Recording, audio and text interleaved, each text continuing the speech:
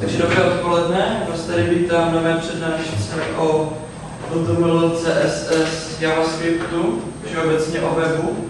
Dovolte, abych se představil, mé jméno je Dominik Karliček, studuji na této škole obor informační technologie, jsem ve třídě IT2 a budu vám povídat o webu, webových technologiích, co všechno vlastně můžeme dělat s webem, s jazyky HTML, CSS, JavaScriptem. Potkáváte se s tím všichni v dnešní době, co používají počítače, internet, se s tím setkávají, ať už přímo jako webové stránky, můžete na to narazit jako mobilní aplikace, můžete na to narazit prakticky na každém rohu. Na začátek se vlastně pobavíme, jak ten web vzniknul. Byl to vlastně tento pán Tim Berners-Lee, který vlastně měl návrh, vizi, jednoduché zobrazování, vyměňování informací, které by fungovalo napříč všemi platformami. Takže například někdo je na mobilu, dneska to vidíme, někdo je na počítači, platformy Windows, Mac, Linux. Bez toho, aniž by musel ten člověk dělat ten program přímo na tu danou platformu. Takže je nějaká informace, která se zobrazí na všech platformách stejně. To byla myšlenka toho pána. Zpočátku o to skoro vůbec nikdo neměl zájem, až švýcarský CERN, což je jaderný urychlovač a dneska už je to i centrum moderních technologií, rozvíjení, vlastně dal tomuto pánovi vzniknout ten projekt, kde byl první webový server a do dneška je tam, jsou tam kořeny webu a internetu obecně v CERNu. Tak jak už všichni určitě víte, tak je tam jazyk HTML, který je vlastně Hypertext Transfer Protocol, přes který se posílají soubory v jazyce HTML, ať už jsou vygenerovány dynamicky přes nějaký programovací jazyk, který to pošle, anebo přímo staticky. Ten jazyk vlastně řekne, jak se to má vykreslit, a pak na straně toho uživatele je webový prohlížeč, nebo nějaký software, nemusí to být přímo webový prohlížeč, software, který to přeloží a zobrazí tu stránku tak, aby se pokud možno zobrazila všude stejně. No, tady můžete vidět původní staré logo a tady je nové HTML5.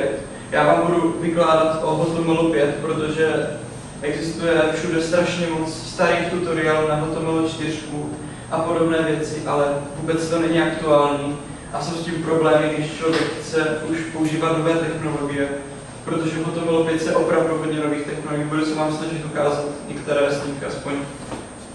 A s pomocí toho vlastně využít moderní vlastnosti, jako je třeba webová kamera, promítat nějaké multimediální soubory bez toho, aniž bychom museli mít flash. Takže co se vlastně dá dělat dneska s HTML? Máme tu, můžeme dělat v tom hry. Nevím, jestli jste si třeba všimli, že Angry Birds se podařilo přepsat, takže můžete normálně hrát v prohlížeči, nepotřebujete žádný flash, můžete normálně hrát přes prohlížeč. Můžete v tom dělat desktopové aplikace. Skrz to například teďka Internet Explorer 10 je propojený, takže to, co vytvoříte jakoby na webu, můžete přidat navíc funkcionalitu a pak se to bude chovat jako normální program, jako byste to naprogramovali, ale je to obyčejná webová stránka. Můžete s tím dělat taky metro aplikace, že v podstatě to stejné jenom dotykové pro Windowsy. A pak už jsou tady rozšířené věci, WebSockety, což je vlastně webová komunikace, to tady budeme rozebírat tyto věci dopodrobna. WebSocket je třeba nějaký chat, můžete posílat snadněji. Dřív se to řešilo zase přes nějaké flash věci, když jste potřebovali komunikovat mezi dvěma servery bez znovu načítání stránek, tak se to řešilo přes flash nebo jiné technologie. Tohle nyní řeší WebSockety. Push je vlastně notifikace. Já vám tohle budu všechno vysvětlovat na principu nejmodernějších stránek, což všichni určitě používáte Facebook. To je asi nejdokonalejší stránka z technického hlediska, protože všechny tady tyhle věci, co tady můžete vidět, jsou tam vlastně použity. Jak je to jednak ten push, chodí vám notifikace, aniž byste museli obnovovat stránku. je to responsivní, to znamená, když máte menší zařízení, tak se vám to zobrazí v režimu pro tablety, pro mobily. Takže budu vám to ukazovat, jak to tak, začneme se bavit trošku o tom 5. Dřív vlastně nebyla, když začínal web, tak v podstatě nebyly žádné pravidla. Někdo mohl si layout stránky představit jako tabulku. Ve starých knížkách, tutoriálech si můžete představit, že vlastně byla stránka jako tabulka. Dneska se to vůbec nedělá takhle. Dneska je ta stránka rozdělená do takzvaných divů, prvků stránky, kde vlastně oddíl div sdružuje určité prvky, které k sobě nějakým způsobem patří. No, to byla ještě trošku starší specifikace, protože pak všichni vytvářeli oddíly a každá stránka má nějakou hlavičku, menu, patičku, informace o stránek. A když si každý vytvořil vlastně takový oddíl, tak ty stránky nejsou jenom pro nás, ale jsou taky důležité hlavně pro vyhledávače, protože ty vyhledávače na základě toho pak identifikují naši stránku. Tak jak máme různé typy nadpisů, nadpis první úrovně, druhé, třetí, tak oni taky čerpají z hlavičky informace. A když má každá stránka nějaký oddíl, který se jmenuje po každé jinak, tak je vlastně celkem složité, aby ty vyhledávače pak poznali, jestli je to přímo to, co oni potřebují. Proto firma Opera a spolu s organizací B3C, když dělali návrh právě tohoto nového HTML5, udělali takový program, který otestuje několik tisíc webových stránek a zjistí, jaké jsou nejpoužívanější názvy právě těch oddílů. Takže přišli vlastně na tady tyhle věci, kde máme header, což je vlastně hlavička stránky. Ta většinou obsahuje nějaké nadpisy, jo? Takže můžeme mít třeba nadpis H1, což je nejvyšší úroveň, nejdůležitější, například název stránky, nebo může se říct taky název článku, plus třeba ještě nějaké motto třeba, nějaké doplňující informace hodně důležité z toho článku.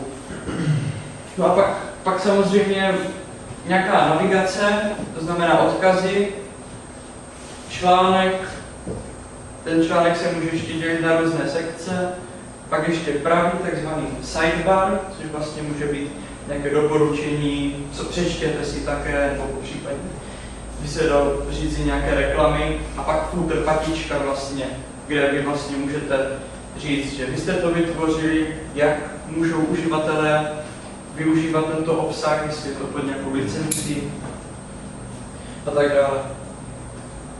Takže vlastně takhle vypadá základní struktura, validní struktura stránky HTML5, protože je důležité říct, že vy tu stránku můžete napsat jakkoliv, ale pokud to prohlížeč zobrazí, tak pak se taky jde o to, jestli je to validní nebo ne. My si teďka budeme bavit o tom, jak je to validní a jak funguje standard HTML5.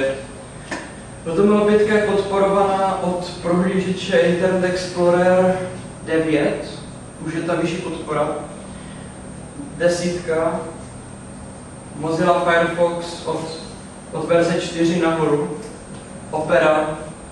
Opera 10 a Google Chrome a Safari by měly všechny poslední verze podporovat. Vždycky stejně stavujete aktuální prohlížeče, pokud stavujete nějaký prohlížeč, takže tam může podpora HTML5 zajištěna. HTML tu stránku tvoří nějaké kaskádové styly. Ty vlastně říkají, jak daný prvek, jak daná část stránky bude vypadat. Já to teďka říkám jenom tak zhruba na okraj, pak to rozeberu s váma do hloubky, ukážu vám, co jak funguje přímo. Ale teďka bych chtěl zdůraznit, aby se vlastně každý prvek, třeba tady tento nadpis, k němu můžu přistupovat přes vlastně ID, což vlastně řekne, že pouze tady tento prvek, tady tento nadpis H1, pokud je v dokumentu víckrát, tak se zavolá jenom přes to ID, které je unikátní. A já pak řeknu, že pouze to ID třeba bude mít červenou barvu.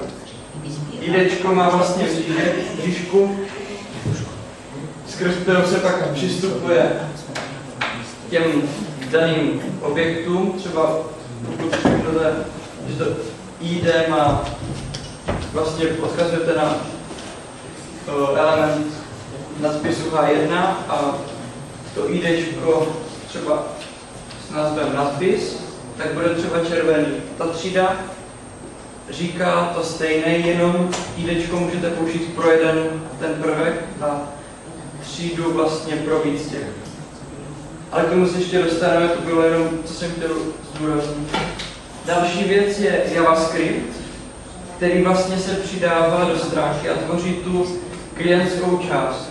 Vlastně když otevřete webovou stránku, jakoukoliv, tak vlastně stránka obsahuje nějaký HTML kód a navíc k ní může být přibalen JavaScript, který vlastně začne tu stránku rozpohybovávat, taková jakoby část, kterou můžete zapnout nebo vypnout v prohlížeči.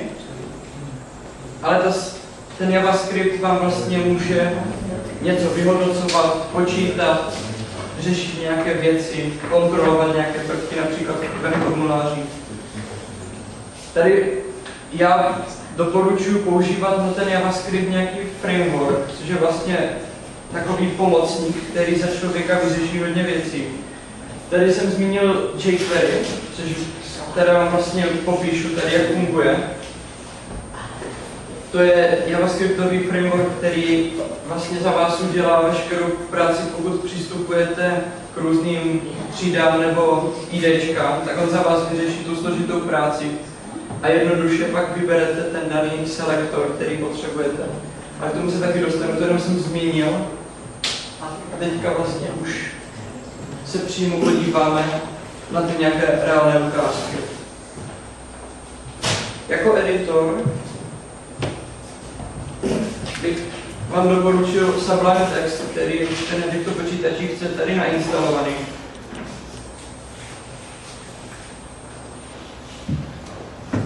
Vlastně na začátku se vám vlastně, jako v každém dalším editoru, otevře prázdný list. Tento editor je velmi jednoduchý. Stačí se pouze naučit pár věcí a pak vlastně on za vás udělá víceméně ty základní věci. Takže na začátku máte vždycky, sledujte pravý dolní roh, který vlastně říká, v jakém tom typu zvýraznění syntaxi se nacházíte. Ze začátku je tam plain text, prostý text. A my na začátku vlastně potřebujeme teďka pracovat s HTML, takže vám ukážu, jsou dvě možnosti, jak to rychle změnit. Buď to na to kliknete a vyberete HTML z dlouhého seznamu, a nebo dáte Ctrl-Shift-P, což je vlastně taková konzole rychlá. A napíšete SS jako set syntax a napíšete HTML. A už máte režim zadávání znaků a zvýrazňování syntaxí HTML. A teďka vám ukážu, proč je to vlastně výhodné si to přepnout do toho, protože já teďka napíšu HTML. Zmačknu tabulátor a on mě vytvoří jakoby základní kostru.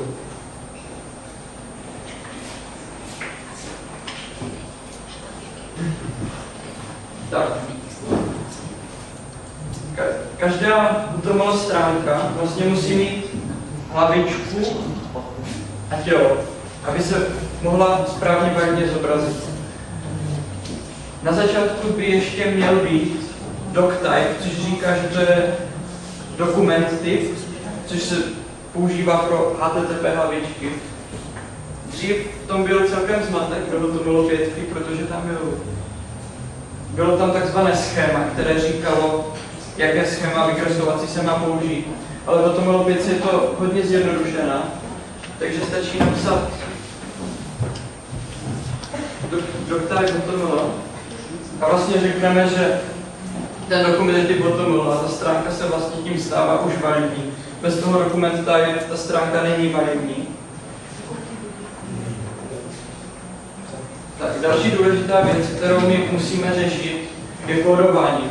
Protože my jsme vlastně čeština, středoevropské jazyky používají speciální znaky. Je důležité řešit kódování, pokud chceme, aby se všem zobrazila stránka správně a korektně. Tady tento Sublime text ukládá soubory v kódování UTF-8, ale my ještě musíme říct prohlížečům, které si to zobrazí, aby přepnuli svoje kódování do režimu UTF-8. K tomu se používá takzvaný metatag, který vlastně meta jsou informace buď to pro prohlížeč nebo pro vyhledávače. Vyhledávači na základě toho hledají a indexují vaši stránku. Takže na začátek začneme tím, že přepneme kódování, aby se správně zobrazilo. K tomu slouží meta charset, což je charakter set. A používáme UTF-8. Ano, takhle. Dřív se používal delší název meta charset HTTP equivalent charset UTF-8. A protože to bylo dlouhé a byly v tom překlady, tak se to zkrátilo. Jenom meta charset UTF-8. Pak vlastně můžeme říct, že jsme autoři my. Takže můžeme pro všechny, kdo si třeba zobrazí zdrojový kód, říct jim, že tohle jsme dělali my, tuhle stránku.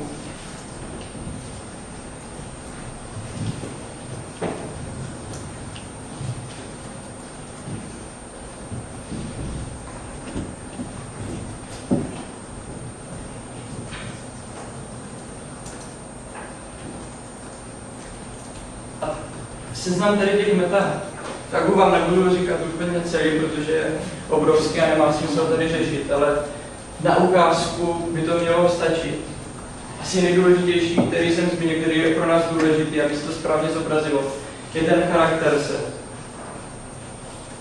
Tak, co ještě dál by měla obsahovat hlavička? Hlavička by dál měla obsahovat titulek stránky, to, co se vlastně zobrazí v prohlížeči. Dřív se to vlastně zobrazovalo pouze jakoby v té liště statusové, názvu stránky, ale dneska pokud používáte mobilní zařízení, nebo si to dáte do oblíbený, tak to vidíte prakticky všude, titulek té stránky. Navíc ten titulek je taky důležitý pro vyhledávače, takže vyhledávače z toho zase čerpají data podle titulku.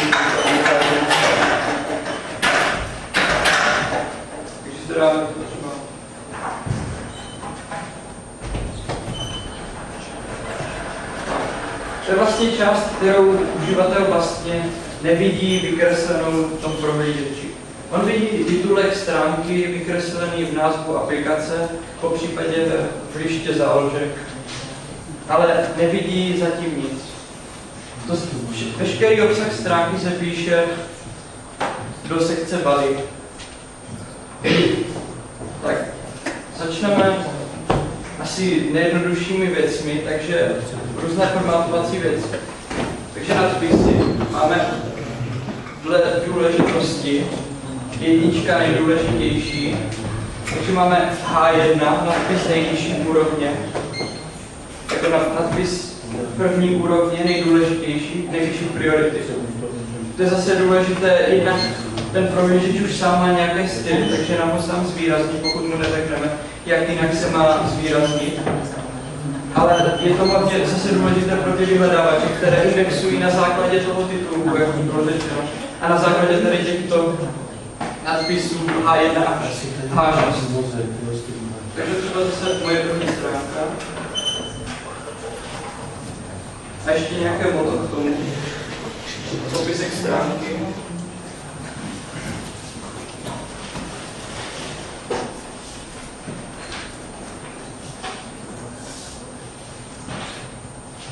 Tak to vlastně můžeme mít ty nadpisy až do H6, což je vlastně ta nejmenší úroveň. Ale většinou se používají první tři, ale záleží taky na rozsahu článku, taky co budeme tvořit. Tak tu máme odstavce, které jsou vlastně pro text.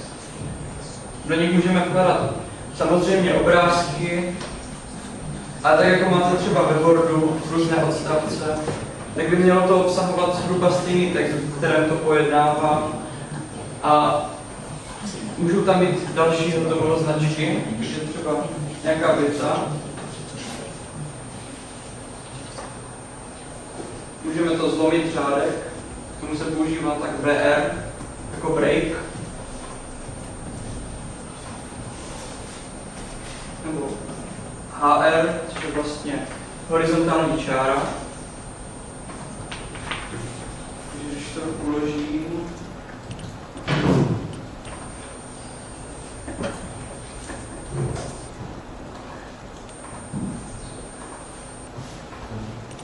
to vlastně vypadá takhle, že máme nadpis první úrovně, nadpis druhé úrovně, nějaký text a zatím tu horizontální čáru. Tak, teďka si zkusíme to sdružit podle HTML5 struktury, protože to, co jsem do teďka udělal, tak z HTML5 toho moc společného nemá.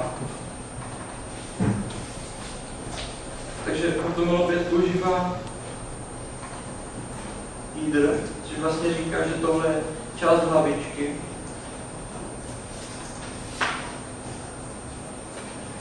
Pak máme vlastně nějaký článek, sekci a navigaci. Takže si tam můžeme udělat nějakou navigaci přes vlastně UL, což je vlastně drážkový seznam. Dáme tam nějaké hodnoty.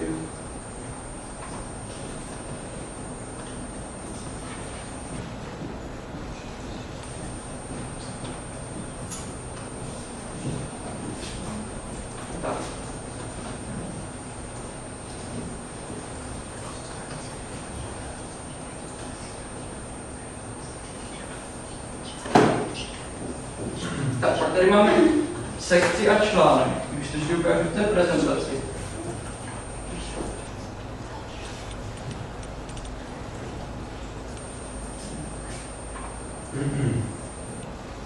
Tak vlastně je tam článek, uvnitř je nějaká sekce a pak je tam nějaký ten pravý boční panel.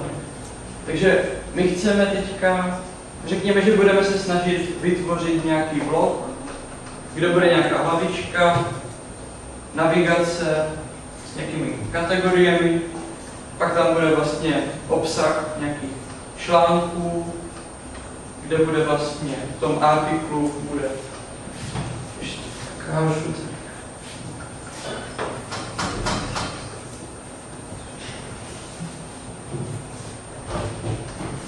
budeme mít stránku, kde bude header,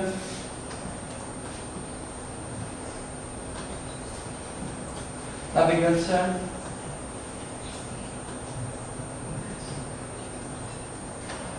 pak tam budeme mít nějaké oblasti z články a tady bude nějaké pravé menu. Takže tohoto se zatím budeme teďka držet, přičemž ještě v té části bude vlastně ten článek, takže tady bude nějaký nadpis.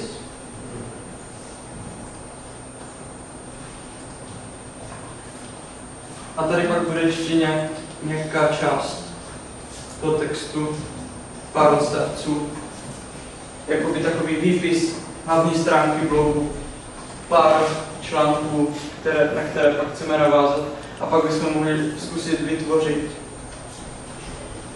stránku, která vlastně zobrazuje celý ten článek. Takže tohle by byla taková hlavní stránka blogu.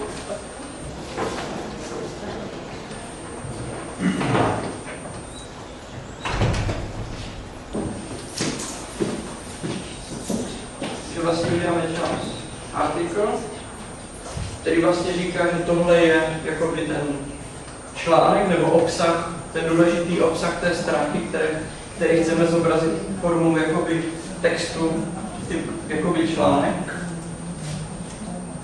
Do něj vložíme nadpis článku. Pak do té sekce vlastně můžeme vložit obsah jeho.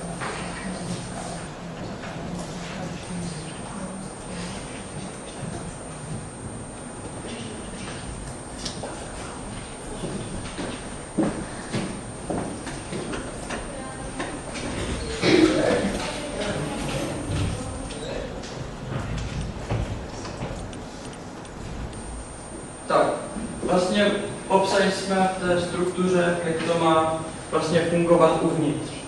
No jo, a my teďka musíme tomu uživateli nějak správně zobrazit. A k tomu se právě používají ty kaskádové styly, které řeknou, co jak chceme zobrazit. Můžeme si hrát s barvami, můžeme si hrát s obrázky, můžeme tomu přidávat nějaké textové efekty, přechody, nebo v případě nějaké animace, pokud to dovoluje jádro prohlížeče, které vlastně podporuje dané efekty animace. Takže si vlastně vytvoříme nový soubor, který bude zpracovávat informace o stylech, které vlastně pak budeme načítat. To se dělá zase, jak načíst ten soubor, se dělá zase v dokumentu, v hlavičce,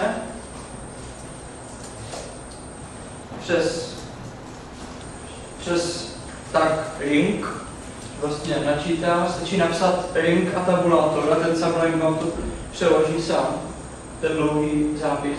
Kdo vlastně on říká, že to je style sheet, je to vlastně balík stylů, je to text CSS, jak to vnímají jakoby prohlížeče a jsou programy, které vlastně každý soubor má nějaký svůj typ, takže je to typ CSS a href vlastně říká, kde se ten soubor nachází, takže dáme třeba styl CSS a teďka si ho vytvoříme.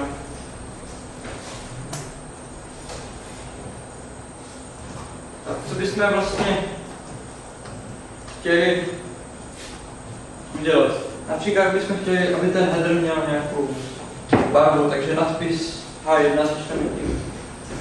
H1, takže řekneme, že nadpis H1, píše se to do složených závorek, každý příkaz se odděluje středníkem. Je to hodně z angličtiny, takže třeba chci barvu, takže color. A dejme tomu, že to bude mít červenou barvu.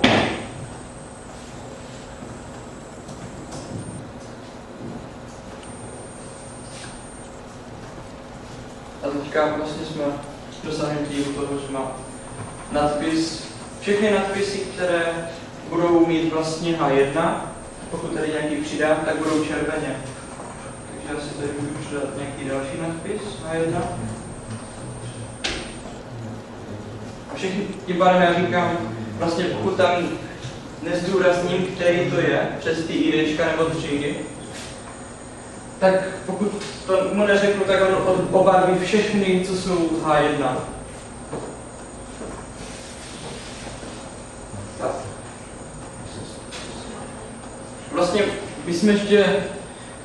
můžeme ještě navíc přidat, abychom dodrželi tu strukturu, patičku, footer, která vlastně řekne pouze uživateli, v případě těm vyhledávačům, že jsme to vytvořili my. Takže footer. Do toho můžeme vkládat speciální symboly přes ampersand a pak název toho symbolu. V tomto případě, pokud chceme copyright, tak tam dáme copy středník. Můžeme to zapisovat klidně i přes ASCII kód nebo přes hexadecimální tabulku. Je to v podstatě jedno, stačí mu jenom ve správném tom tvaru říct, co má zobrazit.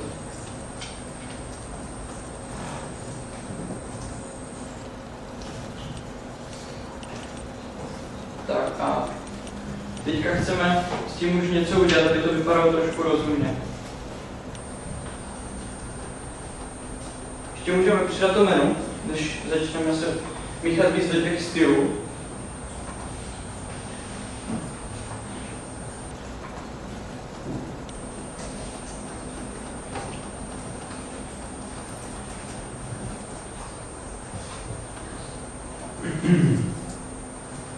Nějaké boční menu nebo nějaké třeba informace o tom autorovi, nějaký text o něm.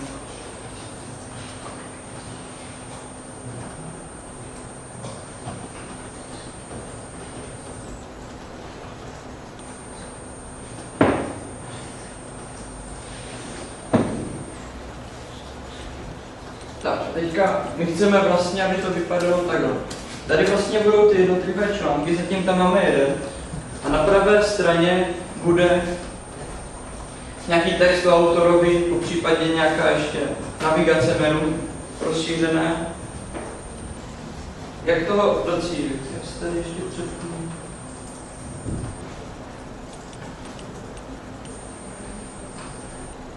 Na 2 sloupce.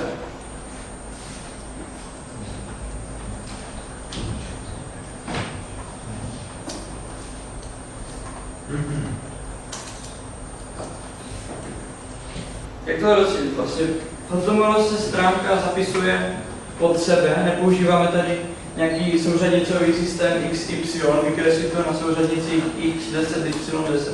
Ale ta stránka má nějakou strukturu. Postupuje se z ní od zhora dolů. A proto je pak důležité říct, kam ty elementy se mají zarovnat.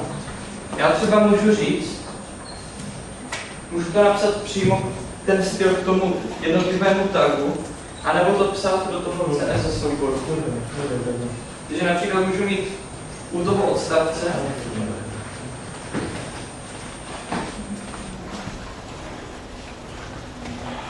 můžu říct takhle, že bude ten text zeleně.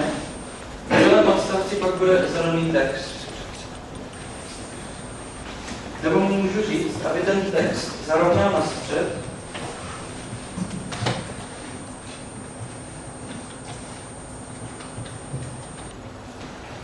A bude ten text jakoby uprostřed té stránky. Zatím jsem vlastně mu neřekl, aby se řadil doprava, doleva. Takže vždycky jakoby má šířku jednoho prvku může být jakoby 100%, tím pádem může být vykreslený vlevo, uprostřed, vpravo, kdekoliv. Defaultně se vždycky zarovnává doleva.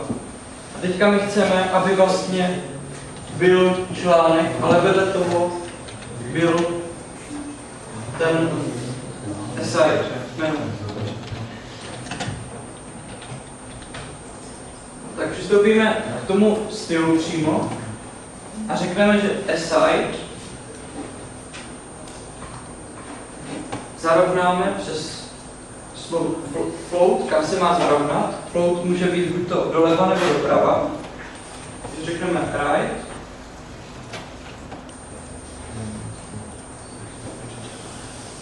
tak co to teďka vlastně udělá? On se zarovná doprava, ale nezarovná se úplně tak, jako my chceme. On vlastně není zároveň s tím prvním článkem, je odsazený. Ale my chceme, aby byl jakoby zároveň s ním. Proto musíme mu říct, jakou velikost má mít tady tento článek a jakou velikost má mít to menu. Můžeme to řešit několika způsoby. Asi nejideálnější je to řešit přes procenta. Když řekneme, že 75% stránky bude tvořit článek a zbývajících 25% šířky stránky bude tvořit to menu. Čímž je vlastně vyřešeno, že když uživatel změní velikost prohlížeče, tak prohlížeč to automaticky překreslí, tím pádem my nemusíme řešit nějaké složitější věci, jak to správně překreslit, aby byl zachován stejný poměr stran. Pak je další možnost to řešit přes pixely. To je vlastně, kdy natvrdo řekneme, posuň ho od takových a takových pixelů, ty budeš mít šířku 100 pixelů, za dalších 100 pixelů bude další objekt, za dalších 100 pixelů bude další objekt. Takže já to vlastně udělám přes procenta, řeknu, že aside, což je vlastně tohle, bude mít 25%. Jakoby šířka bude 25%. A pak musím říct, že článek bude mít 75, protože ve výchozím on se může roztáhnout na 100% stránky. A tak mu řeknu, že ten má 75, ten má 25, ale dohromady spojí do těch 100%.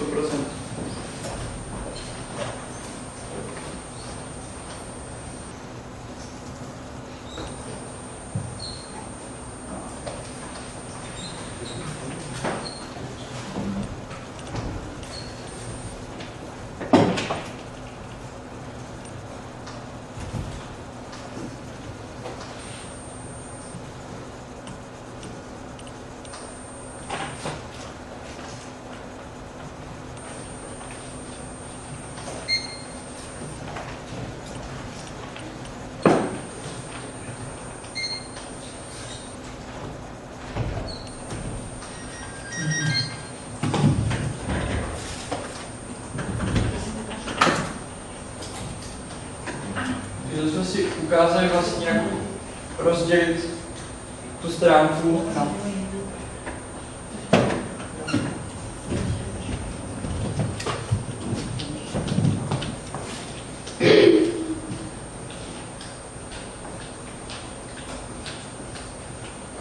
tam ještě podbarvení přes background color.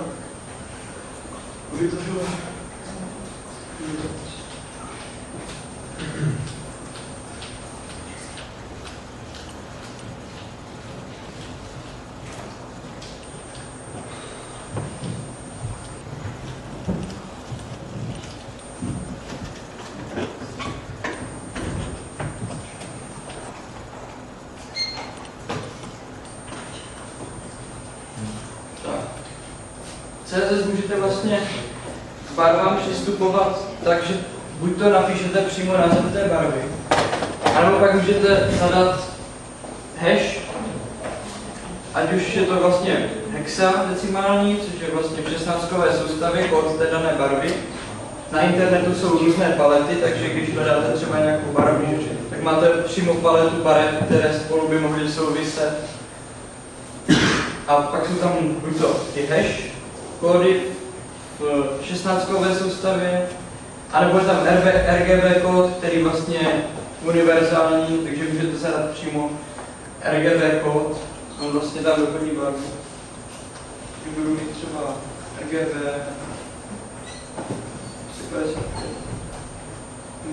0, což je vlastně čistá červená. Vždycky se to nadává R, red, green, blue, takže červená, poměr červené, modré, červené, zelené, modré. A na základě toho se vlastně vytvoří ta barva. Zadává se to od 0 do 255, to znamená, pokud mám 255,00, tak to bude čistá červená.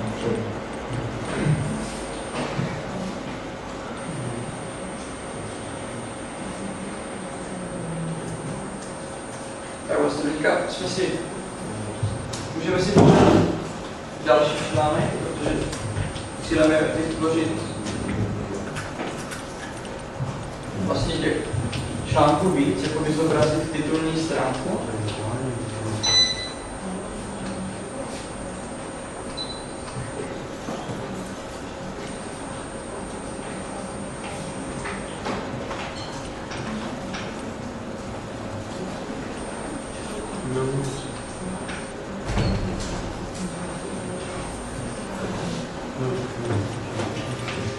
Co by se s tím vlastně dalo dělat?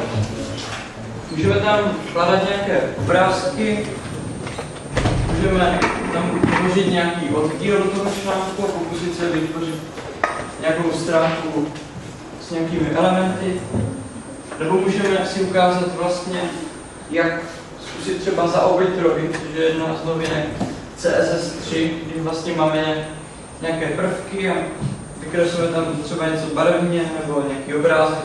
Tak tomu vlastně můžeme zaoblit rohy přes border. Přes border vlastně ohraničení, když vlastně border radius, tak vlastně zaoblení rohu. Dřív to uměli jednotlivé prohlížeče na základě toho, co to bylo za vykreslovací jádro, a vždycky se psalo, když píšete pro konkrétní vykreslovací jádro, tak se vlastně píše pomlčka mos pro Mozilla něco, pomlčka ms, pomlčka, to je pro Internet Explorer, pomlčka o něco pro Operu, nebo pomlčka WebKit, pomlčka to je pro Chrome, Safari a nově na to taky přichází Opera na WebKit. Takže já vlastně řeknu border radius třeba 10 pixelů. A on vlastně zaoblí ty rohy na 10 pixelů. Moc dobře to vidět.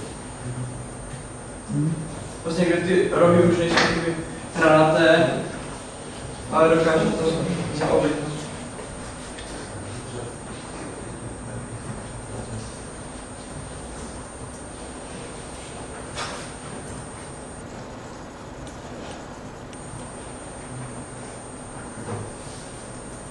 Další věc, Co se týče obrázku, tak obrázky můžeme vkládat přes tak IMG jako image, source vlastně cesta, kde se ten obrázek bude nacházet, nemusí to být obrázek, může to být aktivně GIF animace, ale každý obrázek by měl mít ještě takzvaný alternativní text podle standardu, což je vlastně pokud uživatel nemá grafické rozhraní, můžete procházet klidně webové stránky z konzole, nebo pokud se z nějakého důvodu, třeba slabého připojení ten obrázek nevykreslí, tak se zobrazí tento alternativní text, který třeba uživateli pomůže dokreslit si tu stránku. Takže například pokud tam bude fotka nějakého autora, tak tam třeba dáme jméno, pomlčka, portrét třeba například. Tohle jakoby stačí k tomu, aby ten obrázek a obrázek z hlediska toho dokumentu byl kvalitní zápis obrázku. Takže si dejme nějaký obrázek.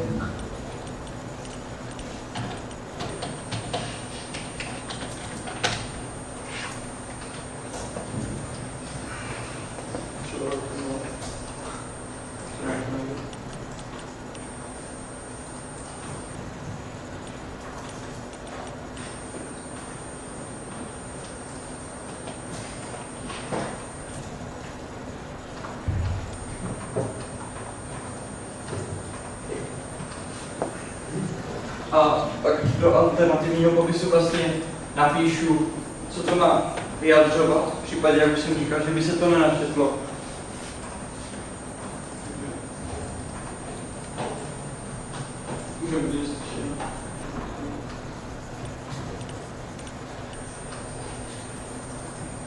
Tak, objevil se nám tam vlastně obrázek. On automaticky rozšířil tu oblast pozadí, protože to se vztahuje na celý ten dokument. V každém prohlížeči by se to mohlo trošičku lišit jinak, protože každý prohlížeč má výchozí nastavení stylu trošku jinak.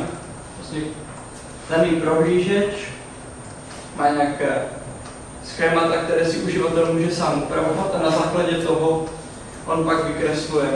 Každý prohlížeč má svůj výchozí font, každý prohlížeč má výchozí odsazování jednotlivých prvků. A pokud potřebujeme, aby se to zobrazilo opravdu na všech stránkách stejně, tak je dobré se to na začátku takzvaně vyresetovat, tedy vyrušit veškeré nastavení z prohlížeče. Na internetu, když si dáte CSS reset, tak přímo vám najde ten kód, který si skopírujete, umístíte na začátek vašeho stylu a on se to jakoby vyresetuje a pak se zobrazí všude stejně. Není pak k dispozici jakoby jakýkoliv styl ze strany toho prohlížeče, který by se vám pokusil vnutit, pak si můžete vykreslovat sami. Tak, co se dá dělat s tím obrázkem? Já jsem tady před chvilkou mluvil o těch IDčkách a třídách. Vlastně to ID řekne, že to je pouze pro ten jeden objekt a třída řekne, že to můžu aplikovat navíc. Že pokud budu mít třeba ID obrázek 1 a třídu obrázek, tak vlastně ve finále, když nastavím, například budu mít 2 obrázky, že to ještě nevidíte.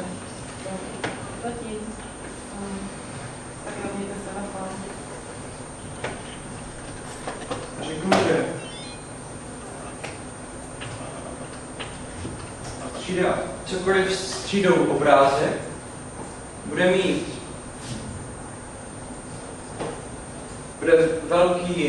mít jako šířku, dejme tomu 300 pixelů a bude mít barvu pozadí, jak se to chápe.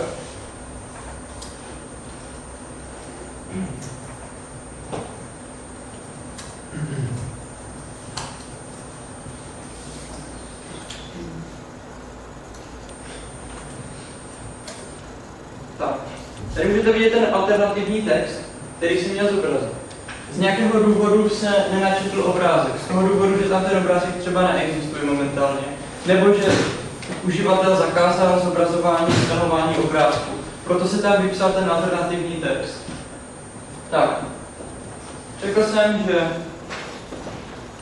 obrázek, cokoliv s třídou obrázek, bude mít 300 pixelů, což mají teďka oba, a že bude mít zelené pozadí.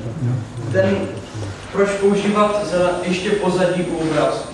Protože ten obrázek může být průhledný, například pokud děláte hlavičku webu, tak to logo může být třeba průhledné a vy pak potřebujete, aby tam nebylo bílé pozadí.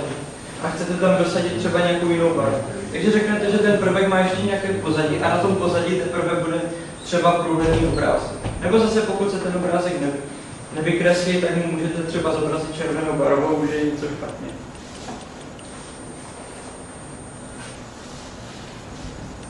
Tak, to bylo vlastně ta třída. A já teďka ještě navíc můžu tomu obrázku 1 přímo přes IDčko nastavit nějaké vlastnosti, třeba mu nastavím výšku.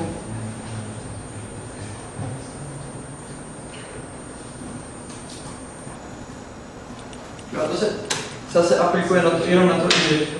Pozor, všechny prohlížeče vám budou akceptovat to, jestli používáte IDčko nebo třídu. Můžete třeba v tom případě používat i IDčko víckrát, ale je to nevalidní. Prohlížeče vám to akceptují, ale pokud se to vyskytuje víckrát, zase pokud si ukážeme v JavaScriptu, proč ty IDčka jsou důležité, pokud se to vyskytuje víckrát, tak vlastně pak v JavaScriptu nebude vědět, pro který element prvek to má provést. Takže vždycky IDčko jenom jednou a třída je vlastně neomezený počet, který bude nazván jakoby tou třídou.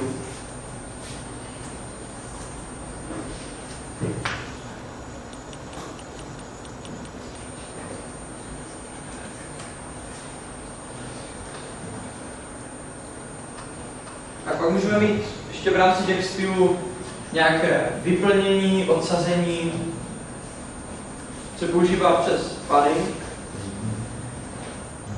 Můžeme to napsat buď to všechno dohromady, pak je potřeba zachovat pořadí, ale je to na jeden řádek.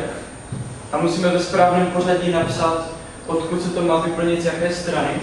A nebo řekneme přímo, odsazení zleva bude 10 pixelů, odsazení odzhora bude 50 pixelů a tak dále. Nemusíme použít jakoby všechny ty. On to vlastně jakoby dál pak vyplní. To znamená, že obrázek, který vlastně má být malý, ještě má nějakou výplň navíc. A zase tam může se projevit ta barva pozadí toho obrázku. Vlastně tam přidá tu výplň do toho. Takže vlastně můžete ještě navíc s tím pracovat dál.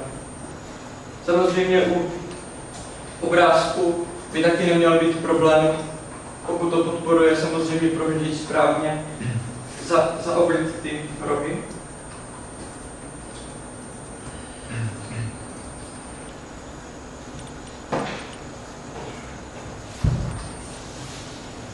V tomto případě se zaoblila i ta zelená barva, protože to je momentálně součást celého obrázku. I ta zelená barva je teďka součástí toho obrázku. I když obrázek je pouze tady tenhle kousek, tak k tomu obrázku v této stránce náleží i ta zelená barva, protože jsme řekli, že to má vyplnit něčím. Tak, co bychom mohli zkusit dál, aby to jméno jezdilo s náma. Tomu se používá pozice a tu nastavíme na fix.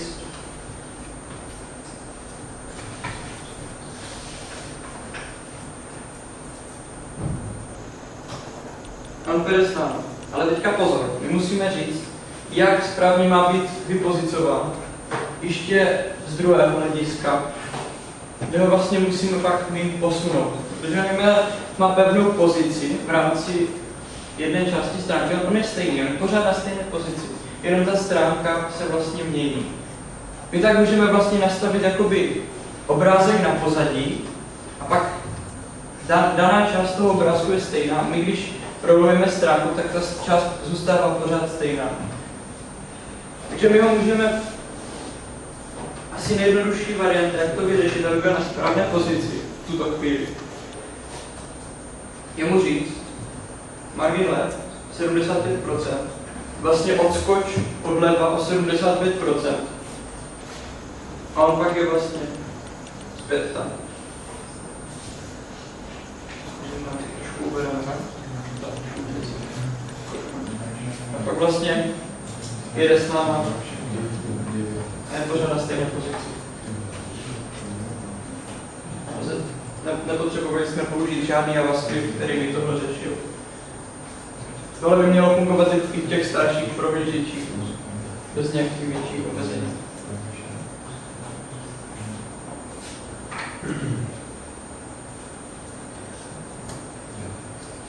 Tak, pak co se s tím dá dělat dál? Můžeme mít formulářové prvky. V HTML 5 je to dáno to, co podporuje prohlížeč, to může správně zobrazit stránka. Takže když máme nějaký základní input, vlastně vstupní políčko na zadávání, známe klasické zadávání textu, zadávání hesla, výběr souboru pro nahrávání, nějaké odesílací tlačítko. No a potom 5 šlo dál, ale bohužel dál nešli vývojáři prohlížečů, kteří se nemohli správně dohodnout, co jak bude mít, i když je to standard v podstatě, který se neustále vyvíjí. Tak každý prohlížeč nabídne uživateli jiný typ nových prvků. Takže například můžeme mít prvek, když ukážu klasický,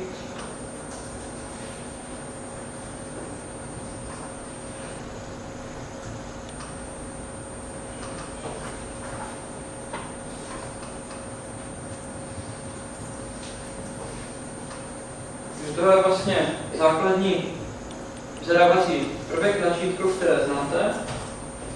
Pak může být, záleží na podpoře jakoby toho prohlížeče. Můžeme říct třeba, že to bude číslo. Jo, teďka vlastně můžu zobrazit tady takové šípky nahoru dolů. Záleží na prohlížeči. Každý prohlížeč to vykreslí jinak. Pokud byste byli třeba na mobilu a kliknuli byste na to tlačítko, tak u smartphonu s nějakým operačním systémem z posledního roku, 2, by vám zobrazil klávesnici jako normálně, jenom by tam byly čísla, protože on už ví, že teďka bude pracovat pouze s čísly. Má to výhodu, pokud budete pak validovat uživatelské vstupy, on už sám ten prohlížeč vám může zvalidovat, jestli se jedná o číslo.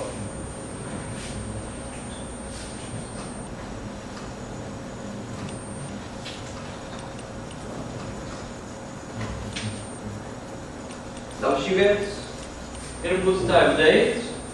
Vlastně dřív se muselo tady tohle řešit přes JavaScript, ne? Takový výběr pomocí kalendáře, kdy jste listovali. Člověk tomu se najít buď to nějaký plugin, který vlastně to vyřešil za něj, nebo si to napsat sám, což vlastně musel zase mít nějakou tu základní znalost. Tady člověk nepotřebuje na to zatím nic, zatím jsme to za JavaScriptu vůbec nešáhli. A díky HTML 5 si můžeme vykreslit výběrový kalendář. Stačí jenom dát ten input type date a on vlastně samozřejmě musí to prohlížeč podporovat. To jsou grafy, tabulky, co kterou danou funkci podporuje prohlížeč.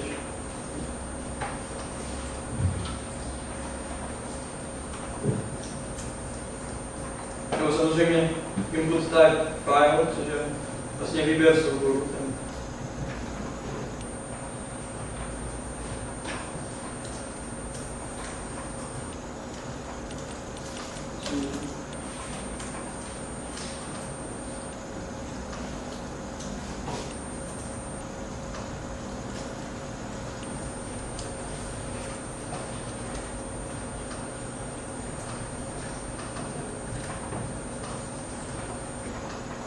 Nebo pak klasické odesílací tlačítko.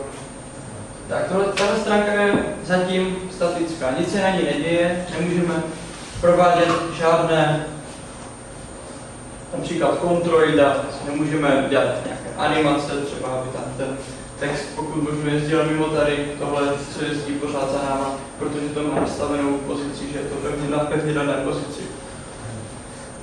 Tak, abych se pomalu tím dostal k JavaScriptu. Je to vlastně ECMAScript, kterému se začalo říkat JavaScript.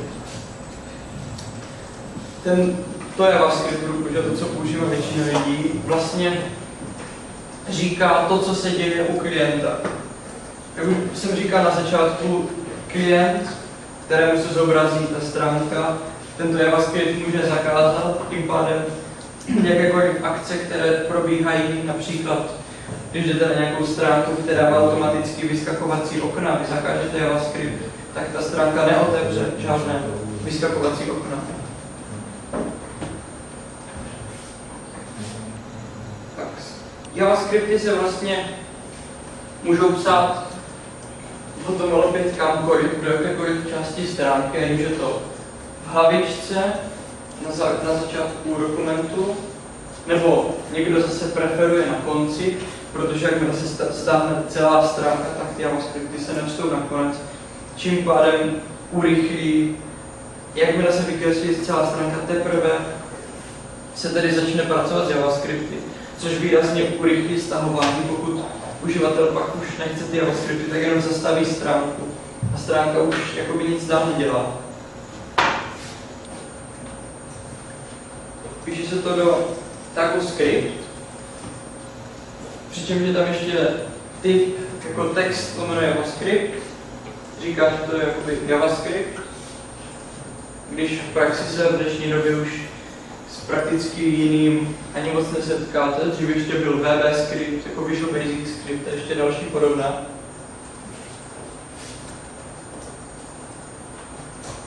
Tak a co se vlastně v JavaScriptu dá dělat? V JavaScriptu jakoby nepoužíváme datové typy, je tam vlastně proměnlivý datový typ, stejně jako PHP, pak bude někdy příště možná. Takže řekneme, třeba proměna se zapisuje jako var, řekneme, že a se rovná 1 plus 1, nějaká jednoduchá matematická rovnice. A je 1 plus 1. Tak teďka je několik možností, jak třeba vypsat tady tuto proměnu A z JavaScriptu. Můžeme říct, aby se to přímo přidalo do stránky, anebo aby se zobrazilo oznamovací okýnko a tam bude napsaný výsledek. Já ukážu oboje. Vlastně řeknu dokument write, což je vlastně dokument je aktuální stránka a write řekne zapiš na aktuální pozici, kde jsem, vlož do té stránky nějaký text. V našem případě to bude ta proměna A. A pak ještě můžu říct, že chci vypsat jakoby ten message box. Takže alert A. Tak, co to udělá?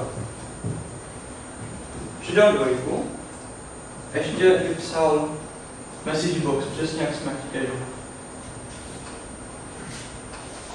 Tak, ale protože v rámci toho JavaScriptu už je hodně věcí starých, sice jsou nové novinky, které to zlepšují, ale je výhodnější pro lidi, kteří s tím budou pracovat víc, i z hlediska multiprohlížečové podpory, aby to zase všude správně se zobrazilo, protože ty prohlížeče každý používá jiné vykreslovací jádro, tak proto je lepší začít používat nějaký framework, který vlastně za nás vyřeší základní problémy s kompatibilitou a usnadní nám práci, pokud budeme vybírat nějaký objekt.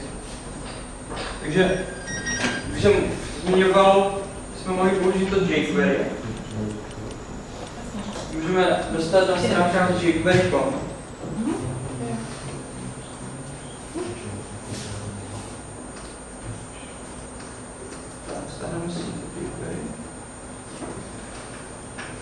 nabízí se vlastně dvě verze, jedna je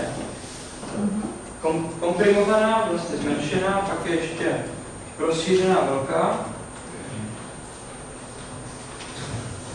Si uložíme do stejné složky, kde máme styl a ten dokument.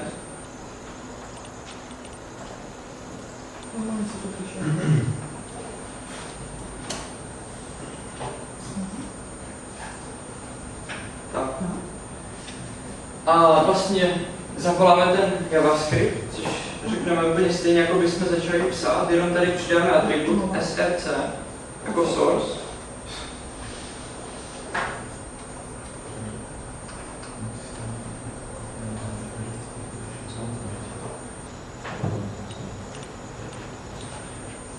A JavaScripty mají většinou příponu .us.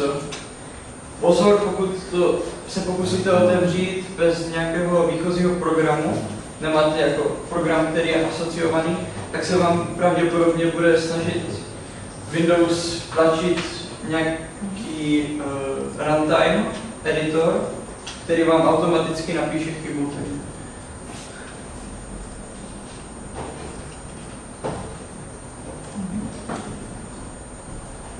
Tak, tím pádem jsme ho načetli, to jQuery, a teďka co se s tím dá dělat.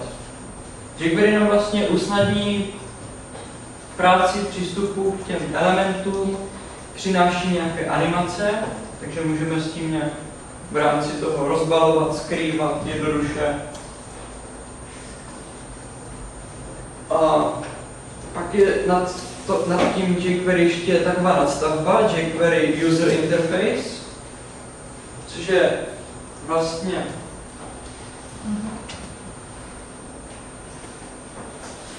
ještě rozšířenější vlastně JavaScriptová podpora, kdy například můžeme dělat operace, jako je drag and drop, vlastně chytneme nějaký objekt, můžeme ho táhnout, operovat s tím nějak. Jsou tam vždycky na té stránce přímo zdrojové kódy, jednotlivé ukázky, zdrojové kódy, takže člověk se může podívat, jak to funguje a přímo to pak i upravit. Jo, pak jsou tady různé efekty ještě. A další věc, která vlastně, to je vlastně celkově ten jQuery dělá, je ještě jQuery Mobile.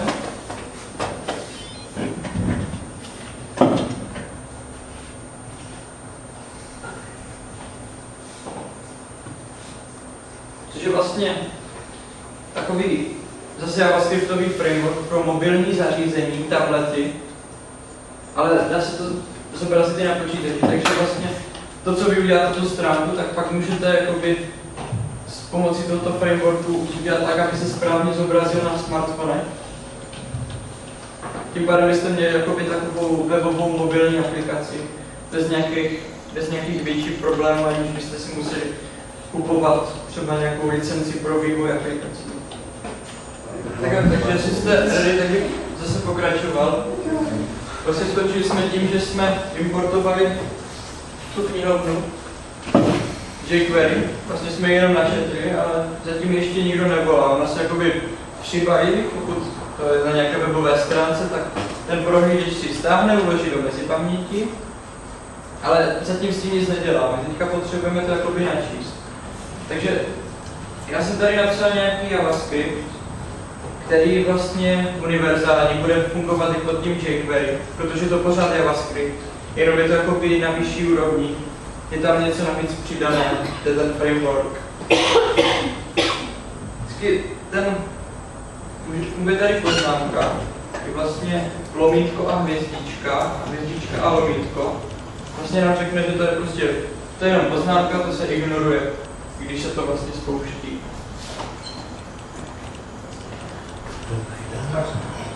Jak zapsat, nebo jak začít pracovat s tím jQuery? Vlastně funguje to tak, že většině věcí v jQuery se přistupuje přes $.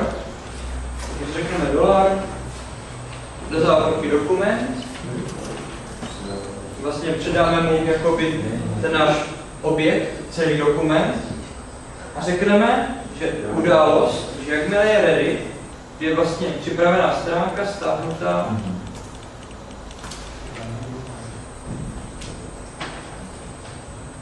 Tak vlastně proved něco. Jo? A tímto vlastně jsem jakoby já začal používat to jQuery. On tímto se vlastně jakoby načetl. On se stáhl, teďka se teprve začal používat. A já jsem si teďka řekl, že jakmile bude stránka načtená, tak mu řeknu, aby napsal stránka načtená. Když to ukážu.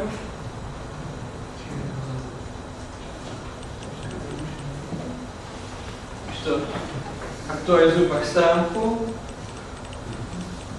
tak při aktualizaci hned, jakmile se ta stránka načte, tak to vypíše dialogové okýnko, že stránka byla načtena.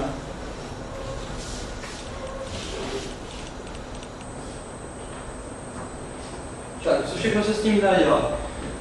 Od této chvíle uvnitř toho $document_ready function, uvnitř tady tohoto můžu přistupovat k objektům nebo funkcím jQuery. Po případě mimo to si můžu udělat nějakou javascriptovou funkci, kterou třeba budu volat. To vám taky ukážu za chvilku. Tak. Co teda můžeme udělat? jQuery vlastně k čemukoliv přistupujeme tak, že začneme psát ten $. Takže dáme třeba $. Teďka tady máme vpravo CSS styly, takže využijeme nějakého objektu. Takže řekneme, že obrázek. Používáme to tak, jak stejně jako CSS selektor, jo? Buď to máme tečku, což je vlastně to třída, nebo máme sharp, křížek.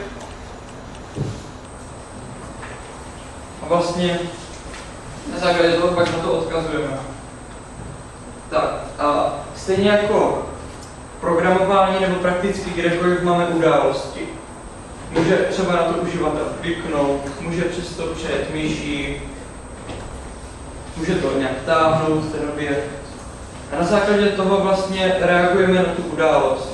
Takže my třeba řekneme, že chceme, aby poznal, když se klikne a něco udělal. Takže když se klikne na tento obrázek, tak třeba napíš, kliknul si na obrázek. Takže jako řekneme zase klik, stejně jako tady byla document ready, tak tady bude ten objekt klik a řekneme function, zase mu přidáme funkci.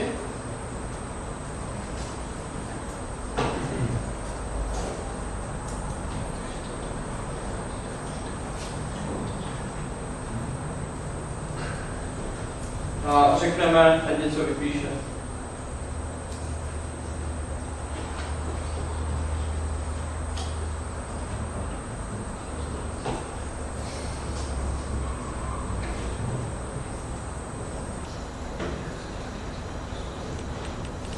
Ať už je to jeden nebo druhý, protože tam vlastně říkáme, že to vlastně pro všechno, co má třídu obrázek.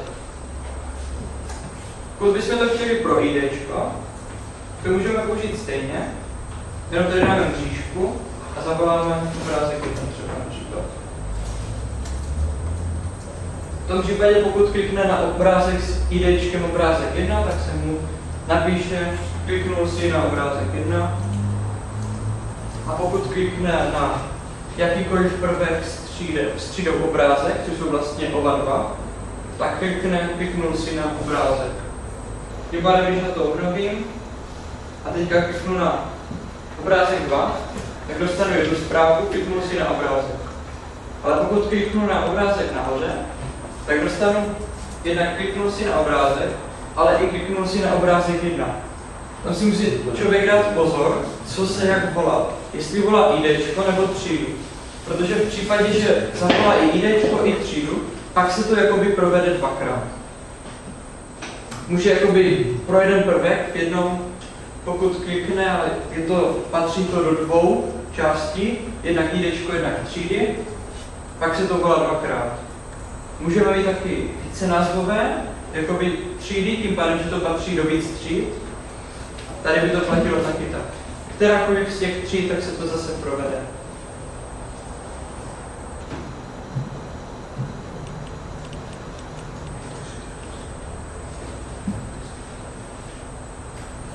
Tak.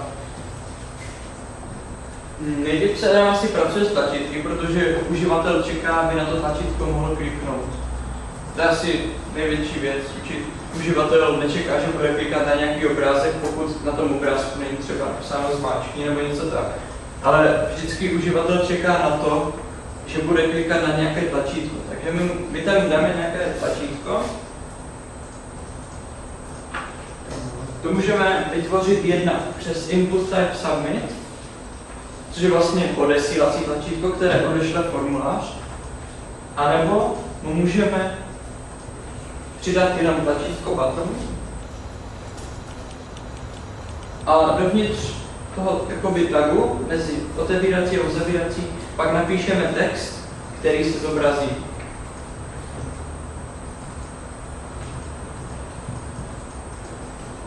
Tak.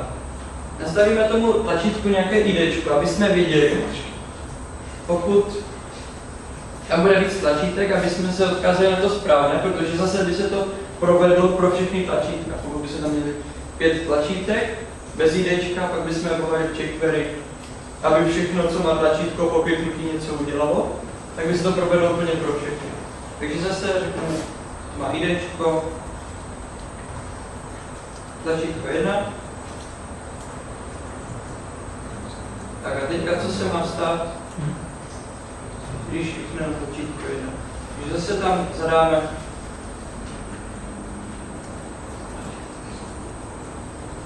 kliknutí, nebo nemusíme dát ani kliknutí, můžeme dát třeba po najítí myši. Je to v podstatě jedno. Těch událostí je spousta, vždycky je na ně nějakým způsobem reaguje. Já tam zase to kliknutí, pak si ukážu ještě to najítí myši.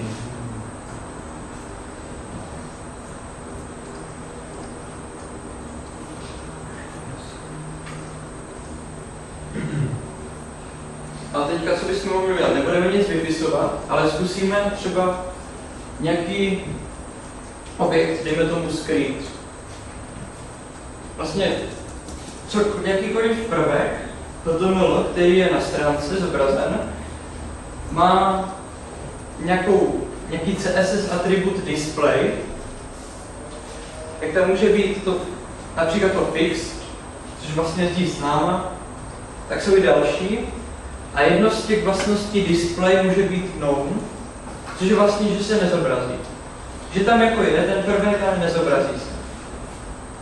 Vyhledávači ho tím pádem pak ignorují a tam té stránce je jakoby třeba používá se hlavně pro ty JavaScripty. Když třeba něco načítáte z nějaké vzdálené stránky, tak máte připravenou tu strukturu, on to načte do ní a teprve pak to zobrazí. No a my teďka chceme udělat, aby když klikl na tlačítko zmáčkni, což má jde tlačítko 1, tak aby nám třeba skryl obrázek 1. Tak. A zase řekneme, že hledáme obrázek 1 a řekneme mu .hide, schovej se. Tak. Dovnitř těch závorek kulatých mu můžeme napsat, za kolik milisekund to má udělat. Jak dlouho to má trvat, to schování. No, když to nechám kázne a spustím to, stisknu to zmáčkni, tak on se hned schoval. Ani jsme vlastně to pomalu nepostřebili, prostě jenom se schoval. Super, ještě jednou. Prostě jenom si další. Když mu nastavím 1000 milisekund, což je 1 sekunda, tak by měl 1 sekundu animovat oddálení. Vlastně za tu 1 sekundu zmizí.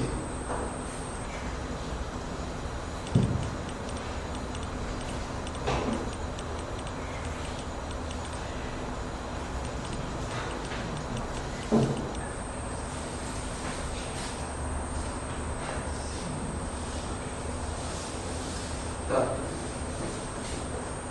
teďka vlastně víme, jak to schovat. Jdeme tomu, že uděláme to, že ten obrázek na začátku schováme. Takže řekneme, že obrázek 1, když se načte stránka, tak se nezobrazí. Řekneme, obrázek 1 bude display known. Tím pádem, když se vlastně načte stránka, tak jako bychom zmáčkli to tlačítko, které ho schová.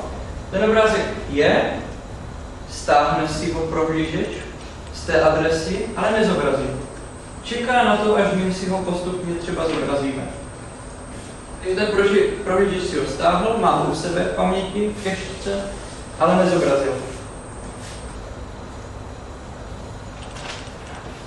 A my ho pak můžeme jenom rychle zobrazit tím, že řekneme show.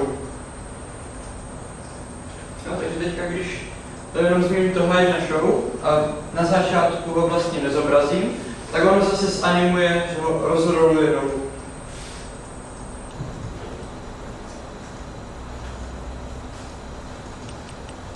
Takže se nám objeví. Stejně tak, jak funguje to show a hide, tak může fungovat slide up a slide down, kdy on to vyjede nahoru nebo dolů. Když to vyjede nahoru, tak zase zmizí, když to zjede dolů, tak opět zobrazí ten obsah.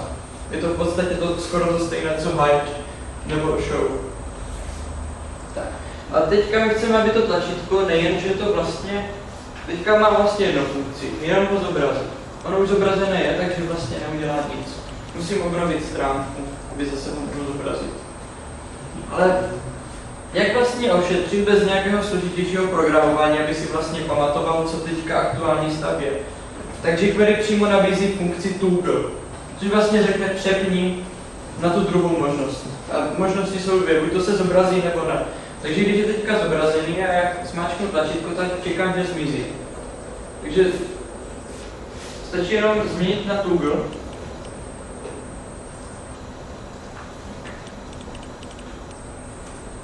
Když zmáčknu, tak se zobrazí. Když zmáčknu po druhé, tak zmizí. Za tu 1 sekundu, za ten interval, který jsem nastavil.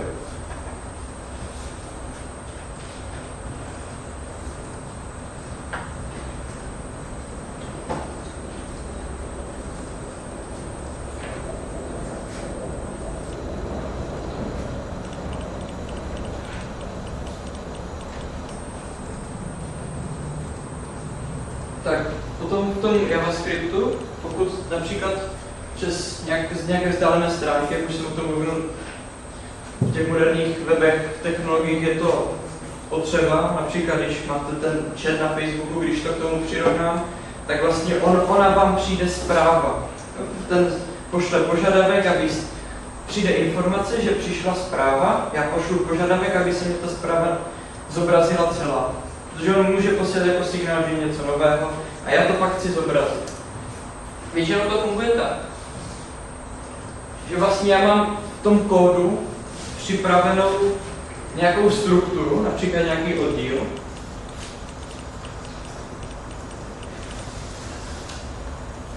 Zase s nějakým IDčkem.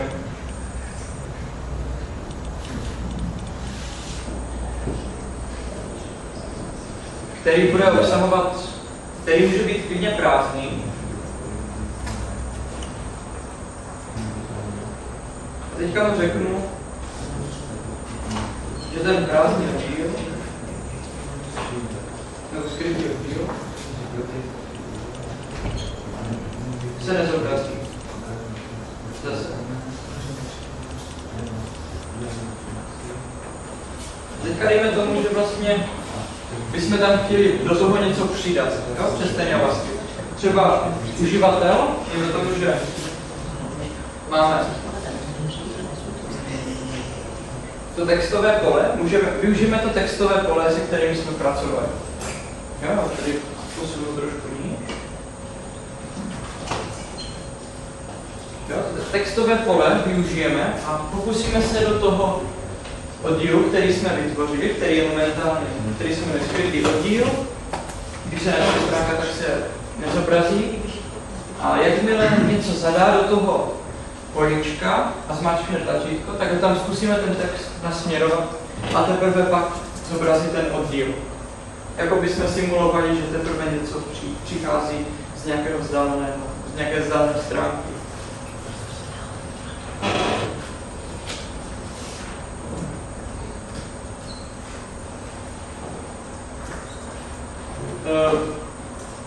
Můžeme k těm objektům hotovo z jQuery nejjednodušeji přistupovat přes class, ID, ale můžeme taky mít takzvaný prvek nebo atribut rel, což vlastně na něco odkazuje, je taky validní z hlediska HTML. A ten nám vlastně říká, sdružuje třeba nějaké prvky, když mám třeba obrázek 1, 2, 3, tak ještě můžou mít jednak třídu, ale ještě v rámci JavaScriptu můžou mít nějaký ten rel odkaz. Jako relativ. Aby jsme nemuseli, protože aby jsme přistoupili k tomu, když tam máme jméno, máme textové políčko, které se jmenuje text 1. A aby jsme k němu mohli takhle přistoupit do jQuery, pokud tam nemáme nastavené to IDčko.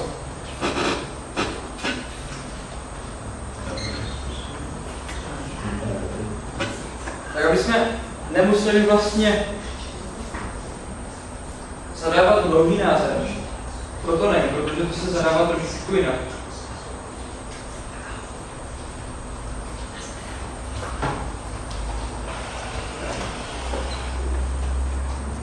Aby jsme to takhle nemuseli složitě zadávat, je vlastně, že hledáme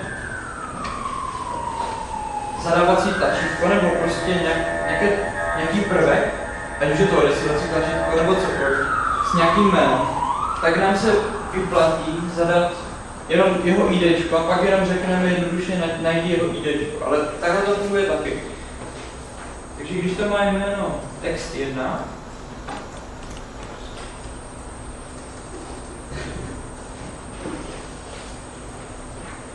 tak načteme jakoby jeho hodnotu. Pokud tam dám prázdné závorky do toho val jako valu hodnota, tak čte tu hodnotu. Pokud já bych mu tam dal do uvozovek třeba 2, tak on ji tam zapíše. On hned můžu ukázat. Že to obrazím, kliknu na zmáčkni a on tam napsal 2. No. Pokud já bych tu hodnotu chtěl přečíst, tak zase můžu použít tady tohle.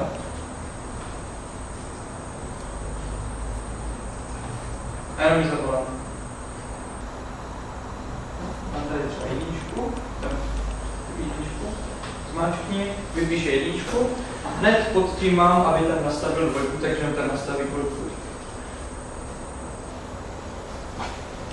Tohle je hodně zdlouhavé a my si můžeme jako tento celý objekt, vlastně tohle, když zavolám pouze tady tohle, to jsem teďka zvýraznil, tak to je vlastně nějaký selektor, který vrátí ten HTML prvek. Ten HTML prvek se jakoby zavolá a on pak skončí. A pak já musím zase vyhradit zase nové místo, aby on přežvíkal ten další HTML prvek, když je stejný. On prostě vykonává to, co mu řeknu. Nepřemýšlím nad tím. A může to být, pokud mám nějaký hodně složitý JavaScript, tak si to může začít větvit a zpomalovat. Já můžu udělat tohle, že já řeknu, že proměna A, třeba jakákoliv proměna, bude právě tady tento prvek.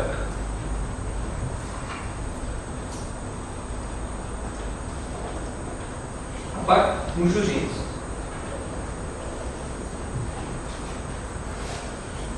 jako by si zkrátit ten zápis. Že přes to A.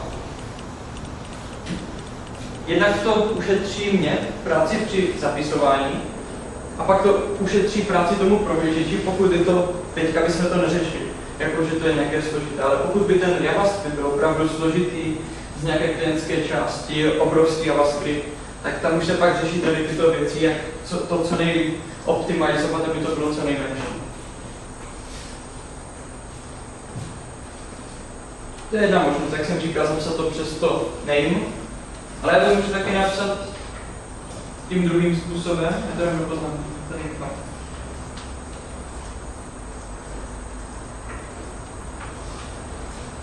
ten další způsob, jak to zapsat, možný je jenom, že tam řeknu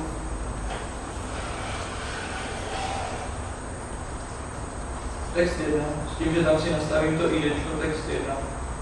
Ještě navíc.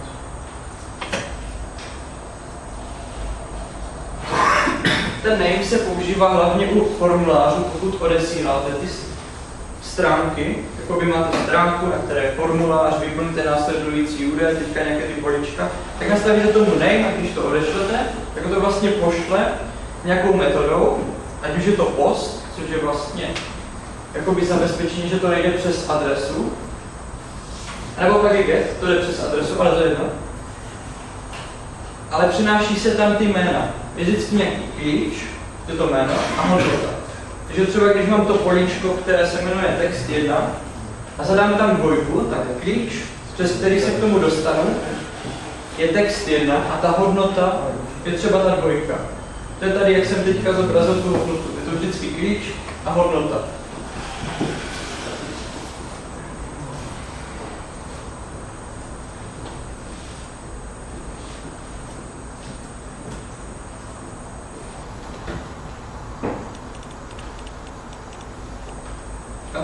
To zase úplně stejně, jenom je ten zápis kratší. A byl by ještě kratší, kdybych tam zase dal tu proměnu a to použil tak jako tady, takže.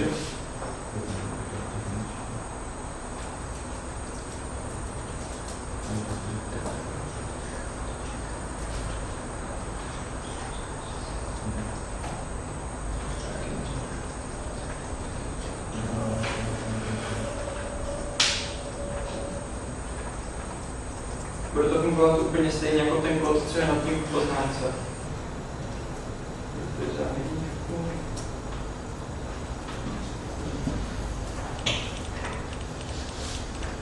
Jo, tak. Když tady dám jedničku, vypíše, nastaví dvojku. Je to stejně, je to kratší. Na zápis.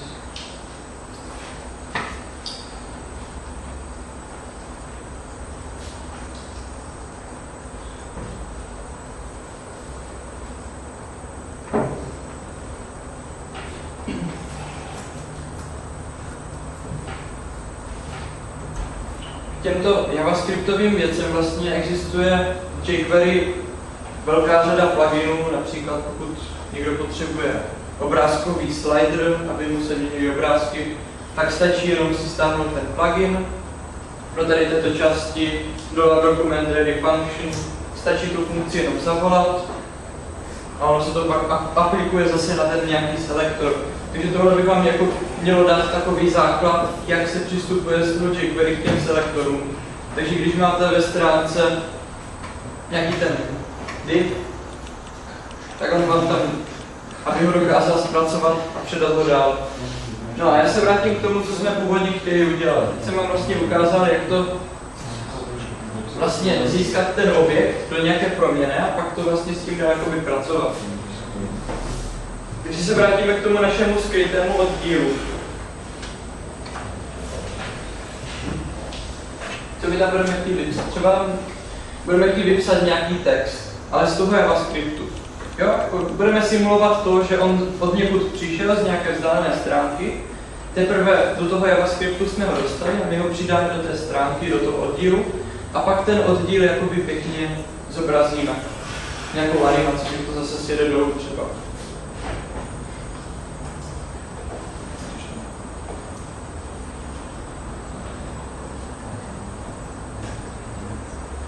Takže získáme ten objekt toho textového políčka, ten text, který vlastně ten člověk zadá a zmáčkne to tlačítko, to textové políčko bude reprezentovat proměna B. Takže třeba, když budu chtít hodnotu, tak to bude b.val, val jako valu, bude hodnota toho textového políčka od teďka. Tak, my do toho skrytého oddílu vlastně můžeme přes ten JavaScript, přes app,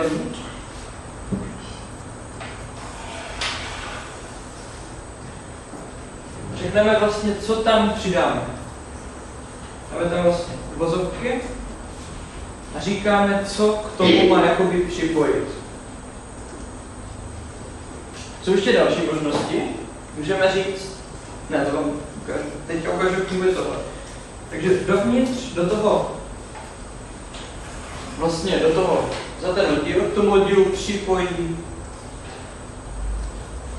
hodnotu toho textového políčka. A zkusíme to zobrazit.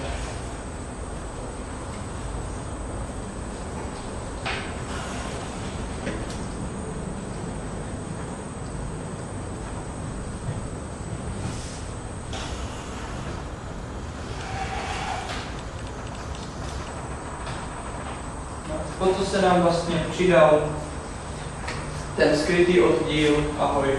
Pokud já si zapnu vývojářské nástroje, což je hodně dobré při vývoji webu, můžete to najít pod F12 prohlížeči.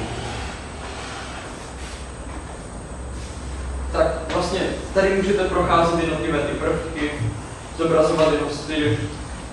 Každý prohlížeč to má trošku jinak. Záleží na jádru prohlížeče a na tom, jak ta firma dotáhla s tím. Ale tady můžete vidět, jak ta stránka vypadá aktuálně, protože když já si zobrazím zdrojový kód, jak vypadá teď. Takže máme tady skrytý oddíl a nic tam není. Tak vypadá ta stránka, když ji načtu. Tam je to nějaký JavaScript, to je statická stránka. Jenomže tady už vidíte, že tady je text ahoj. Tohle vlastně vidíte, jak ta stránka vypadá teď aktuálně. V tento čas po proběhnutí nějaké operace. Takže teďka jsme klikli na tlačítko, vypadá to tak, že je tam ahoj. Co se stane, když kliknu podruhé?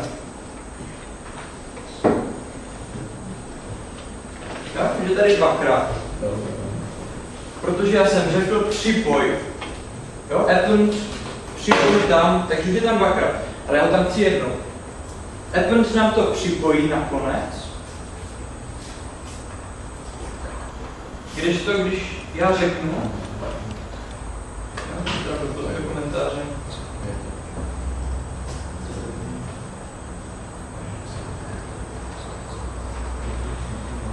Když já řeknu,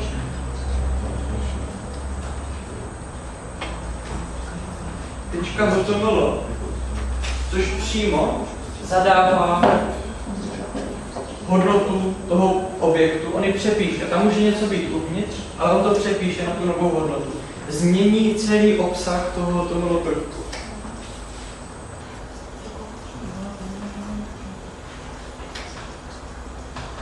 Můžu to zmačknout pětkrát, zase tam bude pořád jenom to, co jsem tam zadal.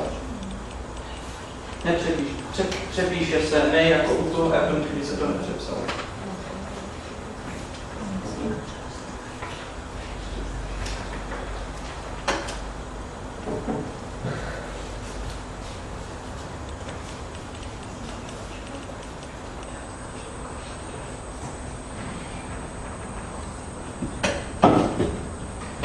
Takhle vlastně pár základních funkcí, které umožňují to jQuery. Na to se dá navázat. U jQuery User Interface. To je zase jiná kapitola, ale na tohle přímo ty funkce jsou mezi sebou podobné, jsou propojeny, protože to je vlastně od stejné organizace, která to vytvořila. Komunikují spolu, dokáží spolupracovat, nezávisle na sobě, ale pokud je spojí člověk, tak může animovat, třeba aby to letělo tak, když se to zobrazuje, aby to mělo nějaký tvar. Samozřejmě zase to musí podporovat prohlížeč a jeho vykreslovací jádro, ale ta možnost tam ta je.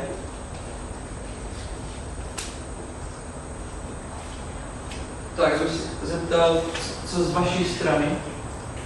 Vám na to nebylo jasné, nebo na co byste se rádi zeptali. Vlastně celému tomuhle, tak bych vám ještě ukázal ještě ty nějaké media elementy. Audio, se podaří ještě něco stáhnout rychle, nějaké video.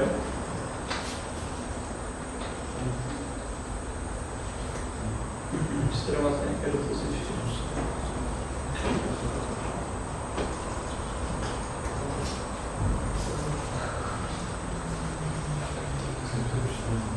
Tak, nějaký ten video, ale tam je docela problém u těch A to je takový, že potřebujeme na to kodeky. Tak jako potřebujeme kodeky, když přehráváme nějaký film na počítači, na televizi, různé DVDčka, potřebujeme kodeky, aby jsme to vůbec mohli přehrát. Tak tady u webu je ten problém taky. Ten prohlížeč musí podporovat kodeky. Dokud jsme měli Flash, tak to, co podporoval Flash, jsme mohli používat. Protože Flash měl v sobě nějaké videokodeky, Flash video, které vlastně bylo lehké použít, jenom stačilo zavolat ten Flash. Jenomže teďka, v době, kdy jsou smartfony, které nepracují s Flashem, je potřeba to řešit, aby jsme to mohli znova správně zobrazit. Například mobilní YouTube.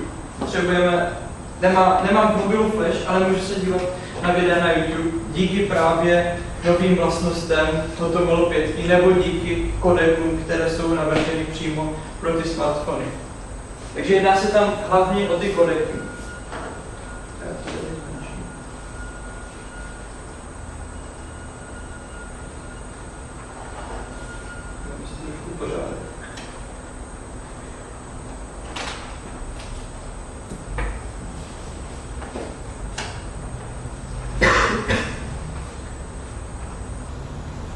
Tak, vlastně zkusíme si přidat nějaký audio soubor, vlastně, který nám přehraje nějakou hudbu. V každém prohlížeči se vám tohle, úplně v každém prohlížeči se vám to zobrazí jinak. Můžu vám ukázat příklady. Mám tu Internet Explorer a Chrome, takže vám ukážu ve dvou prohlížečích. Zadám tam nějaké zdrojové soubory.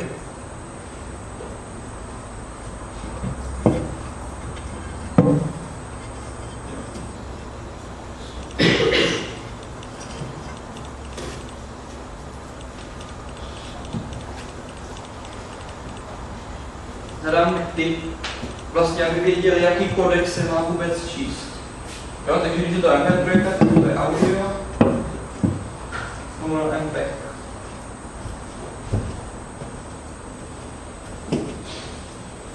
Tak. Jenomže, co když ten prohlížeč to nepodporuje vůbec? Je to starý prohlížeč a nepodporuje to. On vůbec nezná tak audio. Neví, co s tím. Já tam normálně můžu napsat váš prohlížeč nepodporuje. Protože ty prohlížeče, které to podporují, tak ví, že oni zobrazí přímo grafický prvek, který obsahuje nějaké tlačítko play, pause, možná ovládání hlasitosti. Každý prohlížeč to má jinak. Když to prohlížeči, které tento prvek vůbec neznají, tak se ho budou snažit zobrazit. Jenomže on řekne, audio neznám. Třeba udělá nějaký překlad, já jdu dál. Source taky neznám. Vynechám to. No a pak vykreslí, váš prohlížeč nepodporuje. Tím pádem se to zobrazí správně tomu uživateli, kterému to nejde přehnat, se správně zobrazí, že ten prohlížeč to nepodporuje. Většinou se to řeší, že se tam dá ještě nějaký odkaz, aby si uživatel stáhl nejmodernější prohlížeč, aby si mohl zobrazit jakoby, nebo využít tu funkci.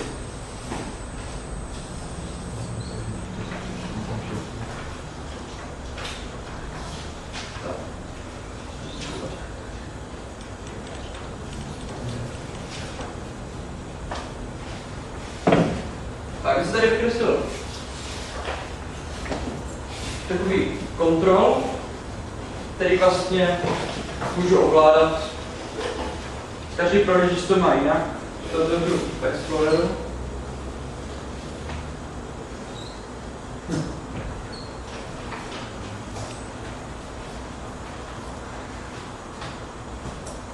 To vypadá zase jinak.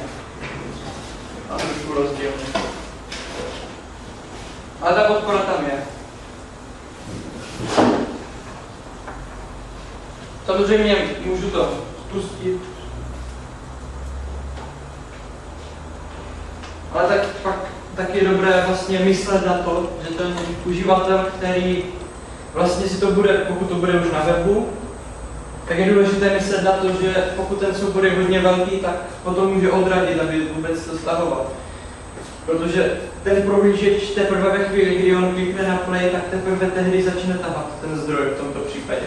On teprve teď začne načítat tu skladbu, jakmile já poprvé zmačknu tlačítko play. Stejně jako na YouTube poprvé, když zmačknete tlačítko play, na mobilu začne teprve stahovat, tak i tady, když zmačknete play, teprve začne stahovat tu danou stránku nebo data, aby vám to mohl vlastně přehrát. Šetří vlastně jakoby podle připojení, vám šetří, pokud máte nějaký limit přenosu dat. Je důležité na to myslet, pokud má uživatel pomalý internet nebo přenos data třeba dát nějakou nižší kvalitu. Snažit se jako být uživateli vstříc. No a stejně tak, jak je tady tento audio prvek, tak úplně stejně můžu používat i video. Ale já budu muset nějak tady jenom ukázat.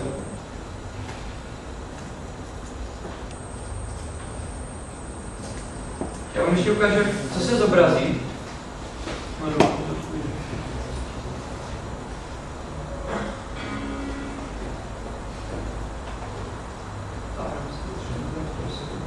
Tak. Přepnuli jsme se do sebe.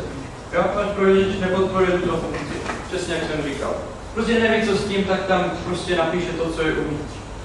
Tím pádem neřeší nic. Žádnou nějakou složitou podporu v JavaScriptu, ptám se, jestli to prohlížeč ten a ten. No prostě když nevím, tak rozbalí to, vypíše, hotovo. Je to prostě jednoduché.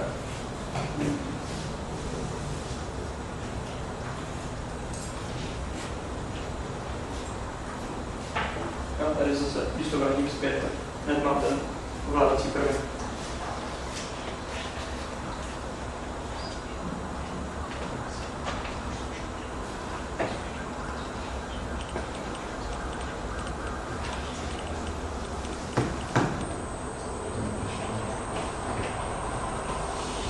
Tak, zkusíme ještě to video, ale já nevím, jestli tady něco budu mít.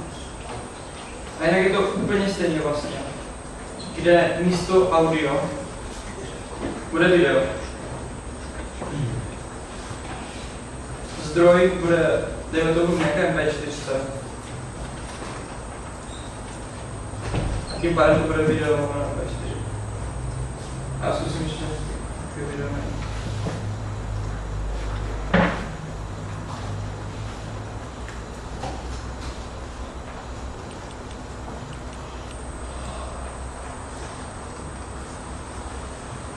Vlastně není potřeba ukázat to stejné. Se zobrazí nějaké prvky.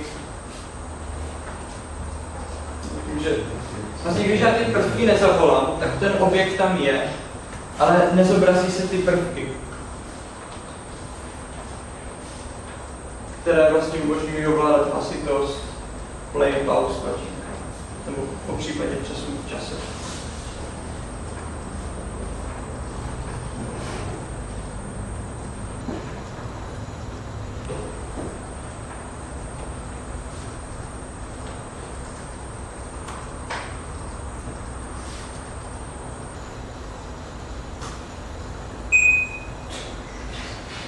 Jo, tak to vlastně vypadá toho videa.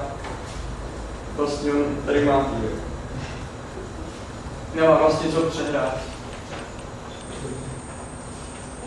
Takhle nějak můžou fungovat i třeba internetové rádia, streamování, kdy vy vlastně pak zavoláte tu danou stránku na nějakém protokolu, který pak musí správně zase pracovat s těmi kodeky. On vlastně pak funguje jako přehrávač, jako byste měli normálně spuštěný přehrávač, jenom je to přezvový prohlížeč. Takže tím pádem zase je zaručena kompatibilita na všech platformách, na prohlížečích, které podporují HTML 5.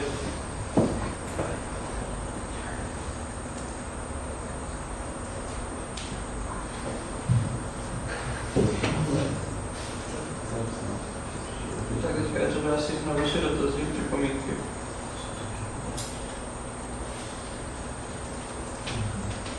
Můžu použít informovat naše P4, už to třeba AVI? Záleží na prohlížeči, na těch korecích, jak jsem říkal. Na internetu jsou kodeky, je seznam stránka, kde je vlastně kodek, prohlížeč, který to podporuje. Ale ten MP4 je nejuniverzálnější v tuto chvíli.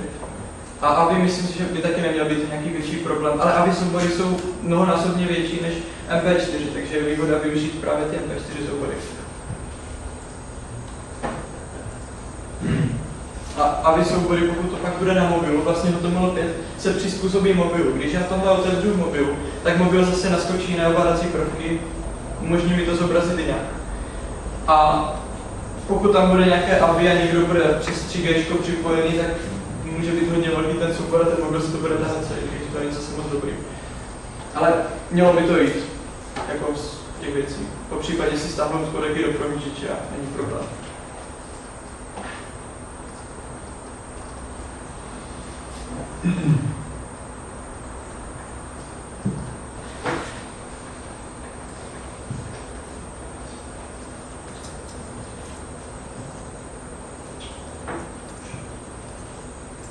Ještě byste se chtěli zeptat něco k čemukoliv tomu JavaScriptu, CSS nebo k těm. Je třeba nějaká další přednáška, nějaké pokračování? Já myslím, že pokud by byl zájem, tak určitě byla.